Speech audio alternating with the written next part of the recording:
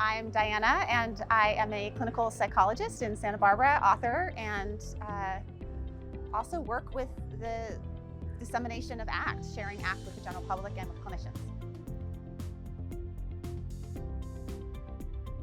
ACT stands for Acceptance and Commitment Therapy, and it's a therapy that's been developed over the past 40 years or so. There's a strong evidence base for it, and the evidence is just skyrocketing in the past decade or so. And it's really about how to develop your psychological flexibility, which is your ability to stay present, adapt to change, know what you care about, and pursue what matters to you even in the face of obstacles and difficulties. Well, I like to see myself as part of the generation that got into ACT through Kelly Wilson. Kelly Wilson is one of the co-founders of ACT, along with Stephen Hayes and Kirk Strassel. And he actually came to my graduate program over 15 years ago and did this little tiny group. And what I remember about him was three things. One, he was wearing jeans and a t-shirt, which was different for academics at the time. Two, he cried most of the whole time. And three, he had an addiction. And I was struggling with my own mental health during graduate school, and it was a very much sort of hidden thing. And here was somebody in academia who was saying, I have struggled too. He was human, and here's a path that has been really helpful and that he was now sharing with the world. So it was really inspiring to me.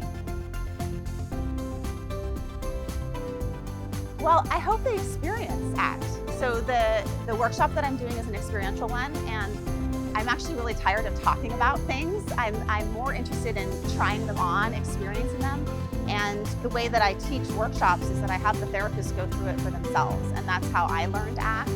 I do something called real plays, not role plays, which is actually you talk about things that are real for you and you explore it in your own life, because therapist psychological flexibility is an important player in supporting client psychological flexibility. So it's not that you're just throwing skills at a client. You actually need to embody those for yourself. So I hope that they can experience it for themselves. I hope they open a door to getting more interested and curious about ACT, and maybe pursue it in a deeper, more meaningful way after the hour or 2 hours with me.